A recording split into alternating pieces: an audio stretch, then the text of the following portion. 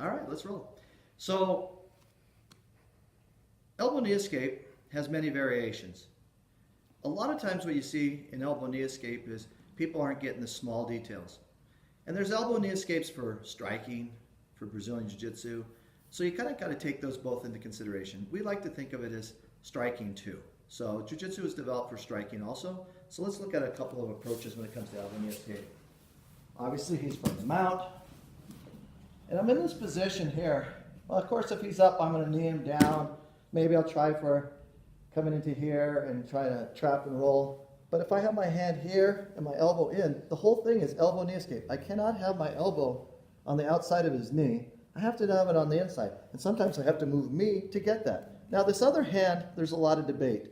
Number one thing about it is though, my elbow never goes past his hip. I like to go in a striking situation of hugging around him. So that puts a little weight on his body. Now, I'm going to bump up and get on my side. Now, what a lot of people do is they try to muscle this down and then go there.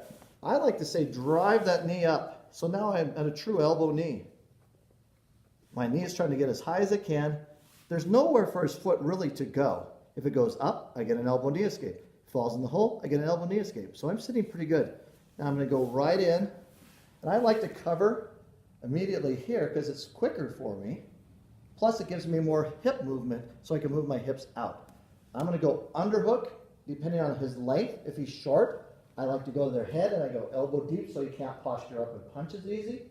I don't want to be here because now he's pulling on the end of my lever. I want to get elbow deep. And I like to kind of flex my hand like I'm pushing over, I'm pulling back with my hand. It keeps me taut versus that. Feel the difference? There's a difference. Now, these toes stay on the ground here. I'm going to put my foot out as wide and I'm going to shift my hip. At that point, if there's punching, I can be monitoring this arm for the punch. I don't want to track the punch out either. I don't want to come out here because he might slip it and hit me with an elbow. I want to kind of stay in tight to where I could kind of hack at it here. When I'm ready to go, if I need to, elbow goes to the knee, knee comes to the elbow. Again, moving the knee, not so much the elbow. Straightening out, I'm going to pull on this arm and shift my hip out to the side. And I may start to get into a lock. There's a tap. And I could do flows into other arm locks. Or I might just get him over here and start working on his back. More than likely, when I'm circling out here, he's going to pull it in. I immediately want to start looking at my tie-ups, especially in the striking. For gi fighting, I want to get my first good solid grip in here. And I want to keep my guard nice and high. I don't have a lazy guard. He can pull away easy from here and start punching me. I want to be up here. I want to have deep control. I want to have bicep control over here. I want to have deep control here. I could switch it off, depending on my preference. Or if he starts to pummel inside, I could switch off and go to the other side. He pummels in on this other side.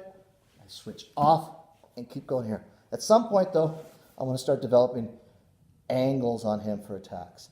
But that's just the premise of the first elbow knee escape. What I like to call the standard elbow knee escape. So one more time, less talking, a little more action. Number one, if I'm flat, I need to bump up on my side. I'm going to take a big bite here. Watch so I don't get hit here. Push up. Look, I'm going to drive that knee. There's not a lot of places. I'm hugging up high. I'm not hugging at the waist. He can pull back. I want to keep that busy and keep this arm going. I could elbow knee right here. Lock to the inside. Depending on his length of body, if he's taller and he's up here, I'm going to go underneath. But otherwise, I'm just going to grab his head, put my foot out, hip goes solid out to the side, locking the knee, pulling, my hip goes out, clear out the other side. If his arm is up here and I capture it, go into this lock, it's very tight, very quickly, or even flow into other attacks. Okay. So that is your very standard elbow knee escape.